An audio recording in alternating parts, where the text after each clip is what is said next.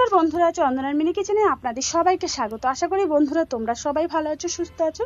আজ আমি চলে এসেছি আরেকটি নতুন রেসিপি নিয়ে। আজ আমি আপনাদের বানিয়ে দেখাবো চিড়ের পায়েস। এর জন্য কি কি উপকরণ লাগছে বন্ধুরা দেখতে থাকুন। আর চিড়ের পায়েস তো আপনারা অনেকেই অনেকভাবে বানিয়েছেন, আমি কিভাবে বানাই দেখতে থাকুন বন্ধুরা। আর আপনারা আমার পাশে থেকে সাপোর্ট করুন। আগে থেকে আমি চিড়েটাকে বেশ ভালোভাবে ধুয়ে পরিষ্কার করে জল ঝরিয়ে রেখেছি। দেখতে পাচ্ছেন বন্ধুরা, খুব ঝরঝরে হয়ে আছে। এবারে কড়াইয়ের মধ্যে আমি 1 চামচ ঘি দিয়ে দেবো। কড়াইয়ের মধ্যে 1 চামচ ঘি দেওয়া হয়ে গেছে। এবারে আমি কাজু আর কিশমিশটাকে ঘিয়ের মধ্যে ভেজে নেব। এখানে আমি 4টে মতন কাজু নিয়েছি, কাজুটা একটু ভেঙে নেব। বেশ ভালোভাবে লাল লাল করে আমি ভেজে নিয়েছি। এবার কাজুটাকে আমি তুলে নেব। চ্যানেলে যদি আপনারা নতুন হয়ে থাকেন চ্যানেলটিকে সাবস্ক্রাইব করে দেবেন, পাশে থাকা বেল আইকনটি ক্লিক করে দেবেন। আর নতুন নতুন ভিডিও নোটিফিকেশন সবার আগে আপনার কাছে পৌঁছে যাবে। কড়াইয়ের মধ্যে যে ঘিটুকু ছিল তার মধ্যে দিয়ে দিলাম দুধ।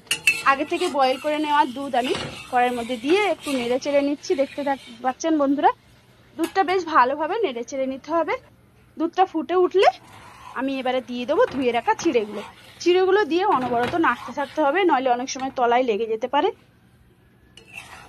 দুধটা বেশ ভালোভাবে ঘন হয়ে আসছে, দেখতে পাচ্ছেন বন্ধুরা। ভিডিওটি যদি ভালো লাগে একটা লাইক করবেন, কমেন্ট করবেন, শেয়ার করবেন। আর বন্ধুরা আমার পাশে থেকে আমাকে প্রচুর প্রচুর সাপোর্ট করবেন। চিড়েটা দেওয়া হয়ে গেছে, এবার বেশ ভালোভাবে অনবরত নাড়াচাড়া করতে থাকতে হবে। চিড়েটা প্রায় আমার সিদ্ধ হয়ে এসছে। এবার আমি দিয়ে দেবো স্বাদ মতন চিনি।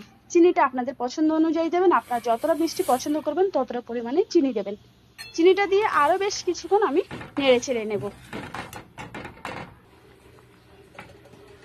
পায়েসটা আমার প্রায় রেডি হয়ে এসছে। এবারে আমি দিয়ে দেবো কাজু কিশমিশ। কাজু কিশমিশটা দিয়ে 2-3 মিনিট মতন আর একটু নেড়ে চেড়ে নেব। বন্ধুরা বাড়িতে একবার এইভাবে চিড়ের পায়েস বানিয়ে খেয়ে দেখবেন, বাচ্চা থেকে বড়রা খুবই পছন্দ করবে। আর ভালো লাগলে একটা কমেন্ট করবেন, লাইক করবেন, শেয়ার করবেন। চিড়ের পায়েস রেডি হয়ে গেছে।